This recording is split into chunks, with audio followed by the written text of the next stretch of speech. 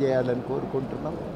నిన్ననే హరగోపాల్ సార్ నేతృత్వంలో విద్యా పరీక్షణ కమిటీ ఆధ్వర్యంలో ఒక సమావేశంలో అందరం కలిసి మాట్లాడుకున్నాం.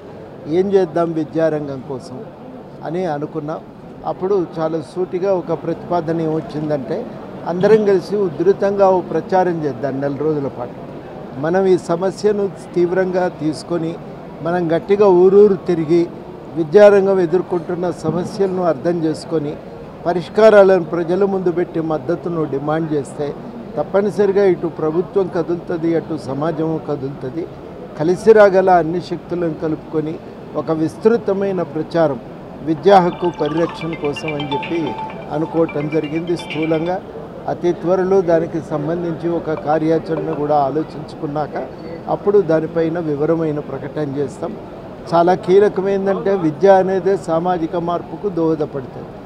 మన తెలంగాణలో కానీ భారతదేశంలో కానీ ఉన్న కుల సామాజిక ఆర్థిక అసమానతలను రూపుమాపటానికి విద్యా వ్యాప్తి తప్ప ఇంకొక మార్గం లేదు. అయితే కీలకమైందంటే గత 10 ఏళ్ల కాలంలో విద్యా ప్రమాణాలు పూర్తిగా పడిపోయినాయి. అట్లాంటి విద్యారంగాన్ని పునరుద్ధరించి అందరికీ నాణ్యమైన విద్య అందే విధంగా ప్రయత్నం చేయవలసిన అవసరం ఉంది. అటువంటి ప్రయత్నానికి అందరం కలిసి గట్టిగా ప్రయత్నం చేస్తామని కూడా ఈ సందర్భంగా హామీ ఇస్తాం.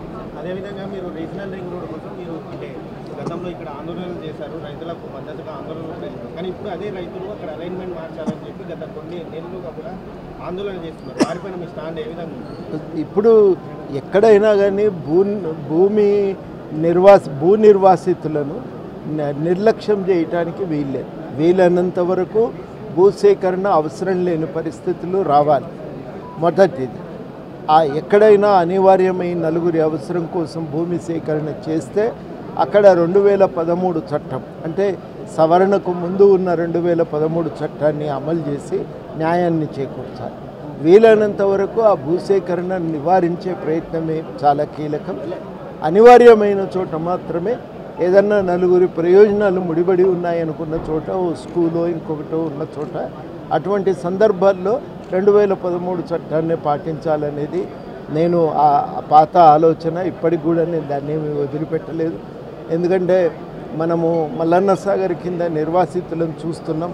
వాళ్లకు కాలనీ అని ఇచ్చిండ్రు కానీ ఆడ పనులు లేవు. ప్రతిరోజు ఆటోలు వేసుకొని సుదూరం ప్రయాణం చేయవలసి వస్తున్నది. ఆడ బతుకు తెరువు అవకాశాలు లేవు. ఇది మనం కీలకంగా గ్రహించాలి. ఇప్పుడు ఈ మనకు ఇక్కడ చాదర్ ఘాటు మూసీ పరిరక్షణలో కూడా మేము ప్రభుత్వానికి అదే చెప్తున్నాం. ప్రభుత్వం కూడా ఒక మంచి మాట ఏమన్నదంటే ఇది మూసీ సుందరీకరణ కాదు, మూసీ పరిరక్షణ ప్రయత్నమే.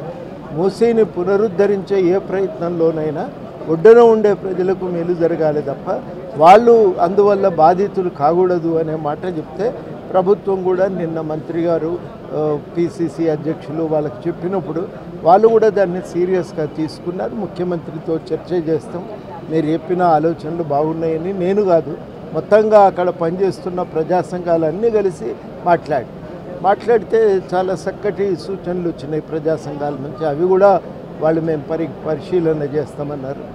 ఎక్కడైనా మాత్రం నేను అప్పటికి ఇప్పటికీ అదే మాట మీద కట్టుబడి ఉన్న మా వంతు ప్రయత్నం బాధితులకు న్యాయం చేకూర్చే విషయంలో ఉంటాం. బాధితుల పక్షాన్ని నిలబడతామని కూడా హామీ ఇస్తాం. అంటే మూసీ బాధితులు కూడా మాకు ఎటువంటి మల్లన్న సాగర్ కాలనీ నిర్వాసితుల పరిస్థితి మాకు వస్తుంది, మేము కూడా ఇక్కడ నుంచి పంపిస్తే మా బతుకుదేరు ఏంటని వాళ్ళు ప్రశ్నిస్తారు. అందుకనే మేము ప్రభుత్వానికి ఏమన్నామంటే మూసీ పునరుద్ధరణ అంటే మూసీ పక్కన ఉన్న ప్రజల పునరుద్ధరణ కూడా, వాళ్ళ జీవనోపాధి అవకాశాల పునరుద్ధరణ కూడా. అందుకని రెండింటి మధ్య వైరుధ్యాన్ని చూడకుండా ఉంటే, రెండింటి మధ్యన సమన్వయం ఉంది అని అనుకోగలిగితే అప్పుడు సమస్యలే తలెత్తవు, పరిష్కారాలు దొరుకుతాయి, చాలా అవకాశాలు ఉన్నాయనేది అక్కడ పనిచేసే ప్రజా సంఘాలు చెప్పి ఆ ప్రజా సంఘాలు చెప్పిన మాటను ప్రభుత్వం కూడా గుర్తించింది. తప్పకుండా ఈ విషయం మీద మేము అంతర్గతంగా ముఖ్యమంత్రి గారితో కూడా చర్చించినాక మళ్ళీ ఈ విషయమై మేము స్పష్టంగా వస్తాము, ఒక ప్రకటన చేస్తామని కూడా వాళ్ళు అన్నారు. అదేవిధంగా ఇటీవల జరిగినటువంటి ఉపాధ్యాయుల బదిలీలో కూడా అక్రమాలు అవకతవకలు జరిగాయని ఉపాధ్యాయుల ఆందోళనలు కూడా నేను అటువంటివి వినలేదు. వినని దాని గురించి మాట్లాడితే కరెక్ట్ కాదు. కాకపోతే కొన్ని లోపాలు జరిగాయి. లోపాలు ఏంటి లోపాలు అనే దానికంటే కొన్ని అనివార్యమై కొన్ని తప్పులు దొరికి ఇప్పుడు ఏమైందంటే గూడూరు అనే ఊరికి ఒకళ్ళు ట్రాన్స్ఫర్ పెట్టుకున్నారు.